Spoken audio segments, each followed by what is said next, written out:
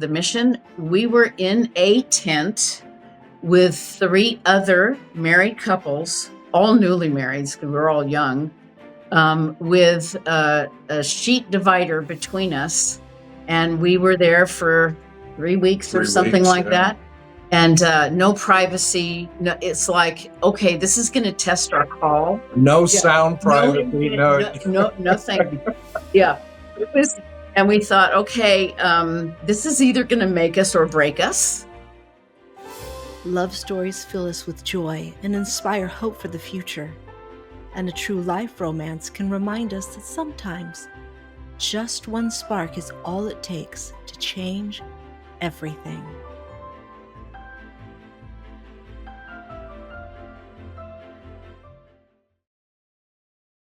What happens when a young hippie and a teenage Jewish girl who has no interest in dating get match made? Well, we're going to find out today. Welcome to Unexpected Love Stories. I'm your host, Dawn Prushkovsky. Our guests today are Greg and Debby Wiley. They're career missionaries, speakers, and authors who have ministered internationally for over 50 years. They're the founders and directors of Destiny School of Ministry and founders and directors of Livestream Videos that's on video and YouTube, as well as authors of the books Ears to Hear, Jesus in Sync, and Incomparable. Welcome, you two. How are you doing? We're doing great. It's good to be with you. Great. Well, thanks for coming on. All right, so I'm going to have to say that this is the first time that I've ever interviewed someone who has a matchmaker involved. I'm so interested to hear this. Would you tell us, where did this all begin? Well, it started when I was actually still in high school. I was a senior in high school. I was getting ready to move out on my own. There were some tensions in the home regarding me having become a Christian from a Jewish background. So I knew I was moving out as soon as I graduated high school. And my 18th birthday was right before I graduated. So my best friend, bless her heart, who was also a very good friend of mine. Yeah. So she invited me over for my birthday, for a birthday dinner. And I was not allowed to go to church at all. And so on my 18th birthday was the first time I was going to get to go to a church, which was exciting for me. So she had me over for dinner and she started talking about Greg, and I knew who he was. I had met him, but I didn't know him. And Greg is 5.5 years older than me, 6 years in school. So when you're in high school, that's a really big age gap. And so my friend Ronnie started talking about Greg, and she says, I just think it'd be great if you two got together. And I said, Ronnie, no way. I am not interested. I am waiting until the right one comes along, and I'm not going to get ahead. I don't want to be distracted. You know all the transition that I'm in my life right now. So thank you, but no thank you. Yeah. And I did, and as far as I was concerned, conversation over. And so we finished dinner and she started talking about Greg again. And all of a sudden, there's a knock on the door. And she looks at me, and it's Greg Wiley standing at the door to take us to the church for a concert. And I looked at her and I said, what's going on? And she says, well, he's taking us to the concert tonight. And I was so upset, I almost ran out the back door. I felt so tricked and so trapped. And I made sure that we didn't even sit next to each other at this concert. And what did she say to you to get you to even take us? Oh, she tricked me pretty much the same way that she tricked Debbie. She just said, oh, I think it would be great if you guys could get together. Maybe you could just come over for her birthday dinner and then take all of us to the concert. So it happened, and we were both tricked, but it worked. So I was really mad at my friend, and I didn't talk to her for a few days. You know how it is when you're in high school and all of those things it's just so big. And about 2 weeks later, I went to meet up with some friends that I hadn't seen in quite a while. It was actually a Bible study group, and the parents had been really kind to me when I first met them. So I was going back to see them. I hadn't seen them in maybe 6 months. And the night before I went to this Bible study, I had a dream. And the dream was that Greg and I were together and we were happy. That was all I could remember. It wasn't sexual or anything like that. It was just that. And I woke up from this dream going, that's the craziest thing I've ever heard of. And I put it out of my mind. And I go the next day to see these friends. And I'm talking to the mom and dad in the kitchen. And in walks Greg Wiley. And Totally it unexpected. freaked me out because it's not even the same circle of people. Like, what is he doing there? And how does he know these people? And I was so confused. And I turned to him and I said, what are you doing here? Like, these are my people. You don't belong here. And he said to me, well, what are you doing here? So this other mutual friend just happened to be a guy that I was going to college with, and I'd known him for a couple of years, but had zero idea that he had any connection with Debbie or there was any relationship there at all. But I just went over to visit him by chance, and she just happened to be there by chance. And the second big event started happening and the ball started rolling big time at that point. But it was a big deal for you because you also had the same dream the same night, right? I did. But I didn't tell her about it until later. And I didn't tell him about it till later. Yeah. It was probably 2 weeks later, maybe, that we had our first date. Yeah. And our first date was to see Fiddler on the Roof. And it had just come out in the theaters. And turns out that the whole story is based on where Debbie's family comes from in Belarus, in Europe. And so we went to see that. And it was during that time that we began to discover something was going on that was bigger than just the two of us. And between the matchmaking and the dream, we realized that we were being drawn together. How did you go from like wanting to run away from him to going on a date with him? Like what changed That's a good there? question. It wasn't like I wanted to run away like I didn't like him. It was more wanting to run away because he would never be interested in me. He's 6 years older than me in school. I'm still in high school. And the gap just felt so big. I thought, why would he even want to have anything to do with someone so young? So But was there some attraction at the beginning? no, Not really. not really. Okay. It was more after when we had there was something that started after seeing each other at this Bible study. That I think is when, for me, there was like, well, maybe. Well, I think also because both of us realized, oh, I just had a dream about her, and here she is all of a sudden, totally unexpected. Like, wow, what's going on here? Yeah. So it was several weeks later when we had our first date. I can't remember if we talked about the dream on the first date or the second date. I'm not sure, but I said to him, that night that I saw you at the Bible study, it really kind of freaked me out because I had a dream about you the night before. That's all I said. And he said, well, that night that I saw you at the Bible study, it really freaked me out too, because I had a dream about you the night before. So when we discovered that about each other, it's like, okay, maybe there's something good that is happening here. It was way too random for it to be just coincidence. Yeah. And as far as attraction, it wasn't like we weren't attracted to each other, but as we got more involved and got to know each other better as time went on, the attraction just grew and grew and grew.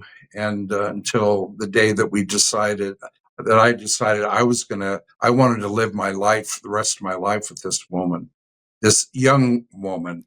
Very young woman. Who was Teenager. still only 18 at that point. Yeah. Yeah. Okay, so I hear you that that this is definitely a yes from God because he's lining everything up for you. Definitely. Tell me about how that shift where you began to go like, I am falling in love, like Greg said. Debbie, when did you go like, okay, wait, this might be a man that I could see forever with? Yeah. You know, I'm not even sure that I remember it being really super emotional. It was more that I had made I don't know if I'd call it a promise, probably a promise to God after I became a Christian at 16 that I was going to wait for the right one. And I wasn't going to date. I wasn't going to I wasn't going to spend a lot of time chasing guys because I dated a lot before that time, that I wanted to wait for the right one. And so when we met each other at that study and we realized that we both had a dream about each other, it was more like saying, God, is this the right one? And just having that sense of real peace that it was. And I think after that happened, the emotions obviously caught up with us, and we were madly in love with each other. And it's like, why wait? Let's get married, you know? Yeah. Okay, so Greg, and I guess you're knowing now time to propose. Oh yeah. It's only like Yeah, how how many months was it before you decided this is the woman and I'm going to propose? I think it was probably less than a couple of months. And I was ready to ask her, but we also wanted to do it in the right way because in the whole Jewish tradition, the groom goes to the bride's father and asks him for permission to marry his daughter. And I had never done, obviously, had never done that before. And I can still remember I set up an appointment with her father and had to meet him at a restaurant, and my knees were knocking together, and just really nervous and everything. But Well, I you're went still a there. young man yourself too, Yeah, right? I was 22, 23. 23 at the time, and I hadn't finished university or anything at that point, so it wasn't like I had this big future ahead of me and plans and dreams and that kind of thing. So it wasn't like I was going in with a lot of dowry to offer for for his daughter. But I did it, and I asked him, and he said yes. I mean, we were both actually surprised that he said yes. So once that was in place and done rightly, I got down on my knee and asked her to marry me, and had a ring at the well Mm. we, That we were that's prepared. another Yeah, that's story. another story that Yeah. we need to add in. Yeah. Yeah. Yeah, Okay. the Well, the add it ring in. story. Okay, so after he did get down on his knee in the middle of a street in where he was near where he was living, and I was actually living nearby as well. And there was no question that it was right at that point. We were really convinced. So the next day we went shopping for rings. Now we had no money to speak of. And in that era, there was a certain style of ring that was really popular that I didn't actually care for. And what I wanted was something much more old fashioned, kind of vintagey. Anyway, we spent half a day looking at jewelry stores and looked at each other and went, what are we doing? This is like producing nothing. It felt like a waste of time. Yeah.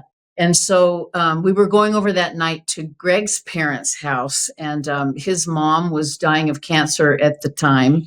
And actually, our wedding was her last good event before she did pass away. That she was able to celebrate with us, which was really special. But we went over to tell them that we were getting married, and they were really excited. They liked me. We'd already met before that, and so they were all excited. And they said, "Greg, you don't know this, but you've we have a ring that we've been holding for you that you have inherited, and our instructions were to give it to you when you got engaged." And so they pull out this ring box, and it was a really beautiful rose gold old vintage band. It wasn't so much a wedding ring. And it was beautiful. So he inherited that. And we were really grateful for it. It wasn't what I wanted for a wedding ring, but it was this beautiful ring, which I still have to this day. And then they started telling us their story of their wedding. And they pulled out pictures, and we're looking at pictures with them. It was a very special time. Then they pulled out this box of jewelry, and they said, oh, and this was our first set of wedding rings, which we replaced after 25 years with something nicer. But this is what we started off with. And they opened this box, Don, and it was exactly what we were looking for. Exactly. And we looked at each other and went, this is that. And so they ended up giving us the whole set of wedding rings. They had taken the diamond out many years before and put it in another piece of jewelry because they wanted to preserve that, understandably. But Greg has a matching one, and then the set for me. And we were so excited because that's what we were looking for. So we go to a jewelry store, and we said, what would it cost? You know, we need to buy a diamond to put in this and have them sized and cleaned and everything. And of course, the vendor tried to talk us out of it. He said, this is rose gold. It won't last. It'll last you 5 years. You'll have to replace it. So we said, okay, we'll think about it. So overnight, we each went to where we were living, and we came back together then the next day, and so felt like this was something that was ours, that would be very special for our family. And so we went back to the jeweler. The jeweler was having a contest that week. Just happened to be where you could win a diamond. And you can guess what happened. We're going in to buy a diamond and to have these rings repaired and strengthened. But we had this coupon to take part in this contest. And so we said, let's go win ourselves a diamond. And so we go to where this contest, and you point with a yardstick, and you're 4 feet away, and there's thousands of fake diamonds and a few real ones on this rock. And of course, we won a diamond. The guy, we pointed something, you couldn't tell what was real and what wasn't. And he says, oh, I think we have a winner here. And we're freaking out because we're on our way in to buy a diamond. So we took the diamond into the jewelers, and we said, we just won this in your contest, and they're telling us it's real. And the man looked at us like, sure you did. And he couldn't believe that would even be possible to happen. So he gets out his eyepiece, and he takes a look at this diamond. He says, you have a diamond here. He says, okay, let's pull your rings out, and let's see what size we're going to have to trade it in for, because the setting is already made, because this is a ring that's already made. And he plops it in, and it is exactly the right shape and the right size for the ring. Wow. So do we know that this is right and that God's hand is on us? Well, yes. Yeah, by this time, we were very convinced. And this is, if you can see, that's it. And they said it would last 5 years, and we're going on 53 years. Yeah, plus, it was 27 years old when we got it. Yeah. So it's now old. And it's so special for us because it was not only just this gift from Greg's family, but one more confirmation that this is right. This is right. It's never fallen apart, and it's never lost the diamond. I get it checked, you know. Yeah, I have the other part, the room part. Yep. Beautiful. So now you've got the perfect ring, a total gift. Yeah. And Greg just stopped in the street, got on a knee, and proposed to you. Yeah, I did. Yeah. So sometimes you got to be radical, do some radical things. So we were engaged in September. There were no cars around, right? When you dropped probably. So yeah. I mean, it was at night, so it was a neighborhood, a residential neighborhood. So, yeah. Okay, so now you're full steam to the wedding. Yeah. Tell us very about that. Simple wedding. We had no money, and it wasn't a big wedding. A couple hundred people, I think, came to it, and we got the pastor that married us was a man named Chuck Smith, who became very, very well known during that time. And with great joy in his heart, and a smile on his face, he married us. And it was a very, very special time. And I wish we had time to show you pictures. You probably wouldn't believe that it's us, because that was 53 years ago. Yeah. Well, okay, here I can tell you, you can see their pictures. Friends, I just want to invite you to see Greg and Debbie's wedding photos are on our website, unexpectedlovestories.com. You just go to the link directly in the episode page, just scroll down from this. You're going to see the description of this story, and you're going to also see where to find more information. And you're going to click that link. It's going to take you right to Greg and Debbie's episode on our website. There's all these wonderful pictures of them at their wedding day and beyond, as well as more information about them. Okay, so you guys were engaged 3 months, right? Yep. Okay, and then married in 6 months. Yep. Tell us what your friends and family thought. 3 months after we got engaged, we got married. Yes, So okay. the whole thing was, Okay. the whole thing was 6 months. So Alrighty. That's fast. that's Yeah, fast. that's fast. It couldn't be. Well- we wanted it And- faster. We were so ready. And like I said before we started filming, Debbie, you were such a baby. You have to see the pictures. Debbie was so young. Oh Yeah. my gosh. We were. And Greg's got the sideburns going on. Yeah. Yeah. Oh, yeah. Hey, it was the hippie That's era. So yeah. You gotta see it. Okay, so Yeah. tell me, what's your family and friends think of this whirlwind romance? Well, we had some struggles with my family, like I shared earlier. And so it was rough in the first part of things with the family. However, many years later down the road, my father came back and he actually asked forgiveness for making things difficult for us. And there was a major reconciliation. We had already worked through the forgiveness things in our heart from the beginning. But that was wonderful, and and there was a real restoration of our relationship with my father. He just passed away a few months ago at 96, and we were able to be with him quite a lot in the last little bit of his life, and been able to just mesh hearts with him. So that's been really good. My parents were divorced when we got married. So my mom was very supportive and very involved in the wedding. And also with her, even though my parents were divorced, she came back and apologized for the difficulties that had happened. And we were restored many, many years ago. So it was rough then, but it turned around completely. And in fact, my father said that even with our years in missions, he said, "I've watched your lives, and it's impacted me greatly." So we're very thankful for that, even to have a bit of impact from a distance. That's wonderful. Okay, so you had your wedding. Anything about that day that kind of stands out to you besides having Chuck Smith, who some people might remember him from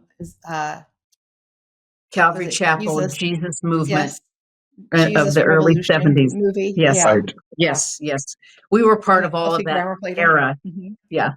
Yes. We actually were Yes. baptized down at the ocean during all of that, and we were looking for ourselves in the footage, the real footage that they had in that movie, to see if we were there, because we were part of all of it. I So think one of the things that made it special for me was that it was my mom's last special event before she passed.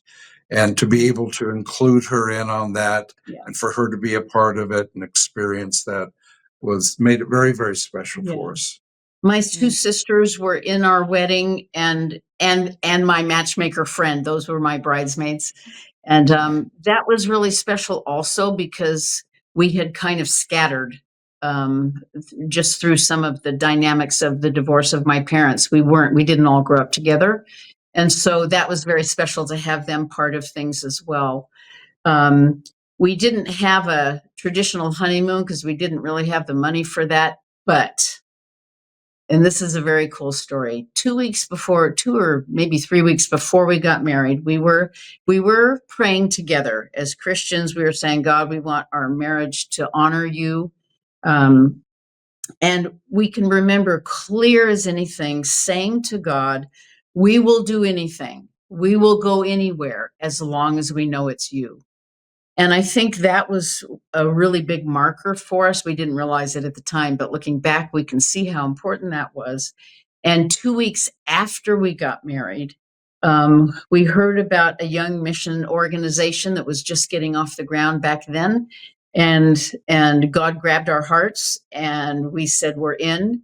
And we were on the mission field within 6 months of that time. Wow. So right in our Wow. first year of marriage, we didn't know anything about anything. We didn't know it was going to be missions. We didn't know anything, but we just said yes, and that was a real turning point for us. Yeah, neither one of us knew anything about missions. We'd never been overseas.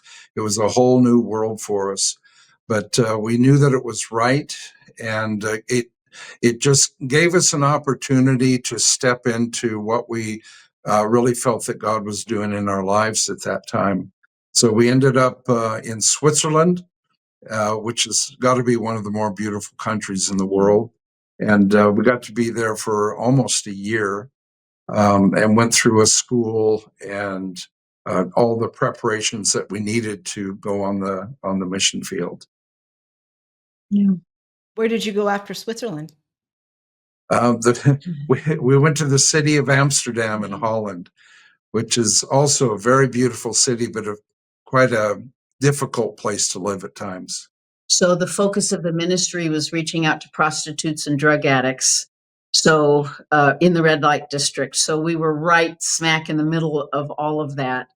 And it's so interesting that one of the very first prostitutes that was rescued through our work, we weren't personally reaching out to her, but we had her over for dinner one night before she was even delivered from drugs or anything.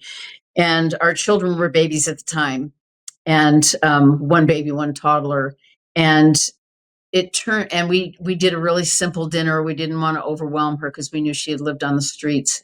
And she actually turned her heart to God that night. We had a roommate, a woman who was living with us, who had been the one reaching out to her. And her story, her explanation back to us was, I had never in my whole life sat at a dining room table with an intact family of a mother and a father and children. I'd never seen the interaction of a family. She grew up with a single mom herself, and she was on the streets in prostitution and drug addiction from the time she was 12. So she had never seen anything healthy. We didn't even know what we were modeling. We were just trying to love her. And God really used that to touch her heart. So that was one of the real highlights of our time in Amsterdam. We were there for 14 years and loved it. We thought there's no other place on earth until the Lord led us to the next adventure. Okay, and also I have to say, being on the mission field, it can make you and break you. Yeah, absolutely. How did you guys do that as newlyweds, and as a married couple with young children? How did that work? Yeah, well, the How'd children you didn't navigate it? come for quite a few years later. Right. Almost 13 years later is when we got our children. That's another whole amazing story. But I think being with people, like-minded people, working together with a common purpose and all that, and seeing really good examples of mothers and fathers taking care of their kids and being husbands and wives together, even though we were newlyweds still. We weren't even 1 year into our marriage. But even then, being able to watch them and have them speak into our lives and guide us and help us was tremendously helpful. Yeah, we had great leadership that was super encouraging. It did get tested.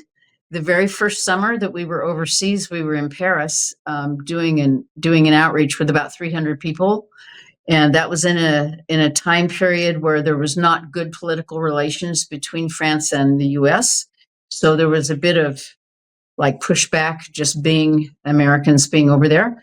But we were camping, and I mean, this is really the early days of the mission. We were in a tent with 3 other married couples, all newly married because we were all young, with a sheet divider between us. And we were there for 3 weeks or 3 something weeks, like yeah. that. And no privacy. No, it's like, okay, this is going to No test our intimacy. call. No Yeah. sound Yeah. privacy, Nothing. No. Yeah. And we thought, okay, this is either going to make us or break us.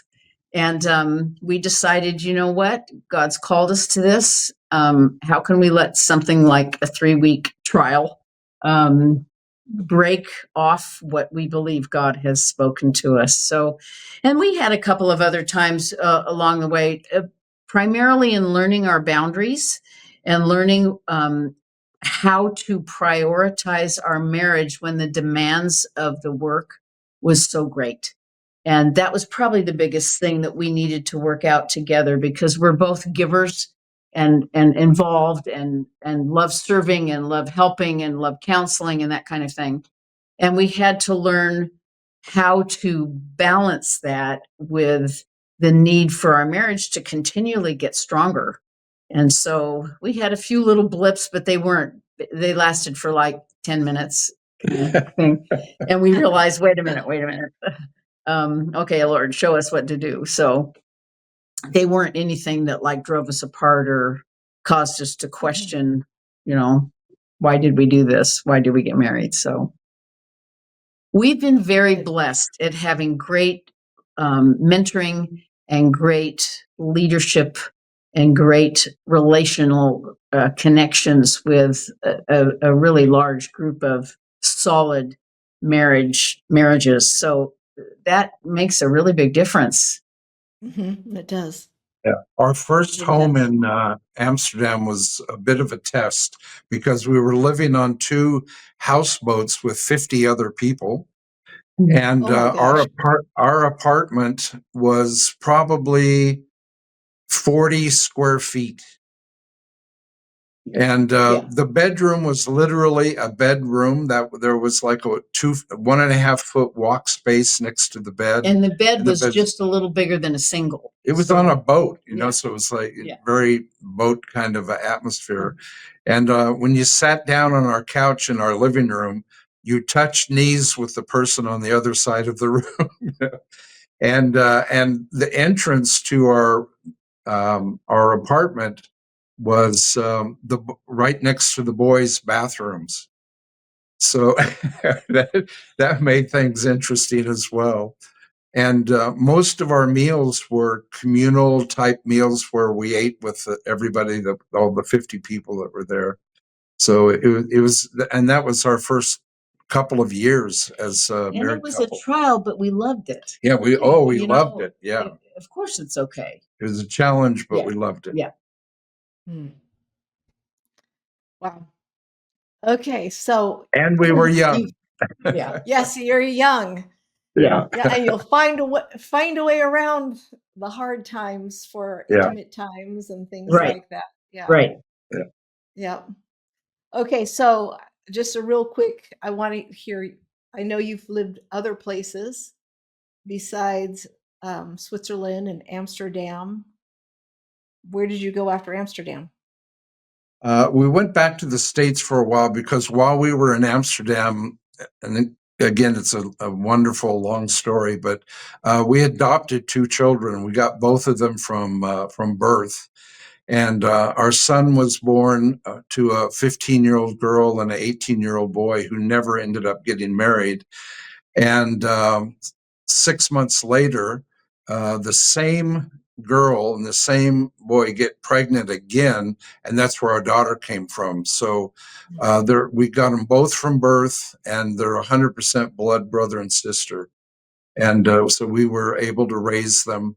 And our families had not gotten to know the kids. So we moved back to the States for 5 years after our time in Amsterdam. And while we were there in the States, we ended up making plans to go to India, to move to India with an 8-year-old and a 9-year-old, and to talking about being radical. That was the most radical thing that we'd ever done. But we ended up being there for 11 years, living in India. And, to tell you the truth, it was an amazing time. We loved living there, even with all the poverty and the heat and the crowdedness. The amounts of people is just beyond imagination. But we loved it. And when we left, we cried. We cried. It's like, is there life outside of India for us? Yeah. We couldn't even imagine not living in India. That's how much our hearts were there. Yeah. Yeah. And our kids got to grow up in a totally different culture and become really third culture kids. So when they both finished high school is when we felt like we were to come back to the States and set up a base of operations from the US to help them in their transition into whatever college or whatever for them. And so that's what we did. It was really hard to leave. We've continued to go back, not every year. The first 10 years or so, we went back every year. COVID hit, lots of other things got in the way, but yeah, it's a special place. It will always be our place. After we came back to the States, we got connected with a wonderful fellowship where we met your parents, Dawn, and we're in their congregation, and became the missions we are still the missions pastors there, but at the same time, we're still continuing to do our own international work. And in the last, 12 years or so, we have gotten a lot more focused on Africa, East Africa, and we've lost count of how many times. At least 10 times. Yeah. We've been to Africa. And taking teams over, training leaders, that kind of thing in Kenya, Rwanda, Burundi, Uganda. Those are the main places, a few others, Zambia, South Africa. And so we've continued to invest a lot in the continent of Africa. Yeah. Wow, you guys have had an amazing life, amazing love story. Yeah. Hey, what would you say to someone who's waiting for love or even wondering, does God still write great love stories? Yeah. I would say that God himself is the greatest romance person in the universe, and because he loves us, and he loves us even in not a sexual romantic way, but he loves us intimately. And if that's in his heart, then he has put that in the hearts of people as well. So being able to know that God is our Father, and he knows the plans that he has for us, and he knows what's best for us, it becomes easy to say, okay, God, we will wait for the right person. And both of us were in that place back in 1972. And so it became very clear as all these events that we talked about with the matchmaking and the dreams and the rings and all that, it became very clear that it was God. So our advice is to let God work it out. Let God bring it together. Yeah. Mm. Okay. Well, I know you have some books. Can you tell us just quickly about your books? And then I'd also want to hear about the Destiny School of Ministry you briefly touched on, and Life Stream. Okay. So while we were still in India, and we knew that we were going to be leaving, we were saying, God, how can we leave a deposit there? And that's where the beginning of writing books actually came from. I wrote a small book on hearing God's voice. That's my passion thing to teach on. And that's this here. It's available on Amazon and Kindle both. And it's just a very basic guide to learning how to hear the voice of God. And at the same time, you wrote. Yeah. I wrote a book called Incomparable, which really looks at the beauty of who God really is and how can we not fall in love with him when we see who he is. And so this is a book on the incomparableness of the beauty of God. Yeah. So that probably took 30 years to write that book. It was just developed over a number of years, and it came out of my own relationship with him and my own love for him. And then Greg started working on looking at the Gospels and looking at how the four Gospels mesh together and overlap each other. And he started doing quite a bit of extensive study on that. And that turned into our other book, which is actually like our favorite. It's called Jesus in Sync. And it is a harmony of the Gospels. And it has, both of the big books have devotionals attached to it. They're written in sections, small sections of scripture with devotional ideas connected to it. And this one, this was our COVID baby. We had started that book and we were writing when COVID hit. And because we couldn't travel out and people couldn't travel in, we decided to use our time to get this one finished. And it was such an amazing season of gaining understanding and insight, even as we were putting that together. So our passion is to equip people to grow in their relationship with Jesus. And so all three of these books are geared in that way. That's kind of just who we are and where we come from and the things that are the passion places of our heart. Yeah. And a lot of what we were learning developed into a school called Destiny School of Ministry, and which takes many different forms. We've had a 9-month school, a 6-month school. We've had 2-week schools, and we even one time took 27 people from our church and went to Uganda and did an 8-day school with these 27 people, and 300 people showed up to go through this school with us. And that was an amazing time. So it's taken a lot of form, but it's basically like Debbie said, how do we walk with Jesus? What does that mean? And how can we find out who he's made us to be? And when we find out who we are, then we can impact the world around us. So we've run 14 or 15 of these schools, most of them in the States, but several of them overseas, kind of short and condensed for leaders in developing nations, especially. And we've had groups of internationals come in and stay with us for a couple of weeks. We've done that 3 times where we've had 20 to 30 international leaders that have come in for our yearly conference and then stayed on for a few weeks of further training.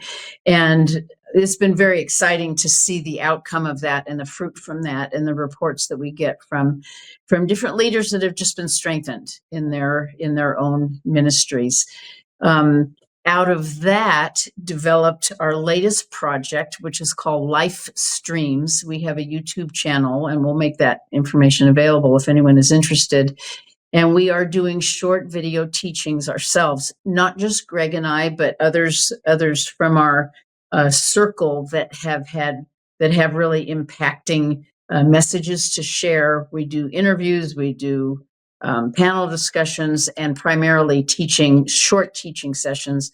Try to keep the sessions to 20 minutes or less, knowing that people are busy.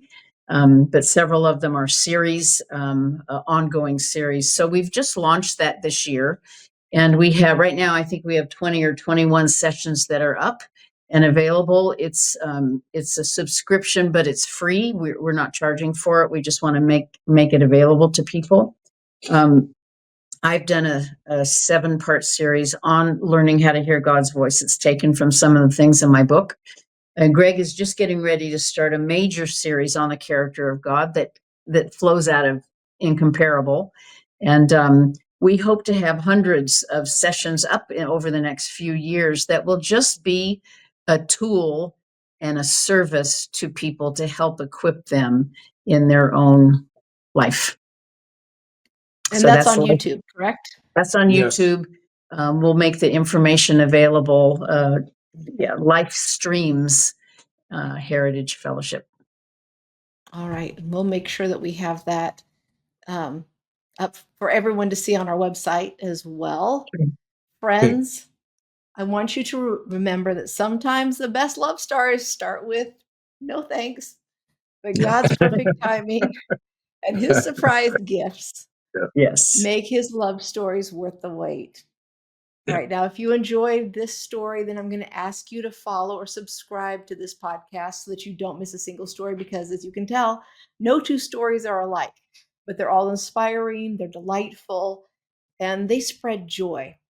So, Yeah. would you spread joy and share this podcast with someone who loves a good love story? And remember that you can find out more about Greg and Debby, their books, their ministry, and all of that, and how to contact them on our website, unexpectedlovestories.com. Again, just click the web link below in the show notes. It'll take you right to their episode. And I hope that your heart feels lighter and full of joy after hearing the story, because often the best love stories are the ones that we never saw coming. So keep your heart open, because love truly is waiting for you. And we'll see you next time.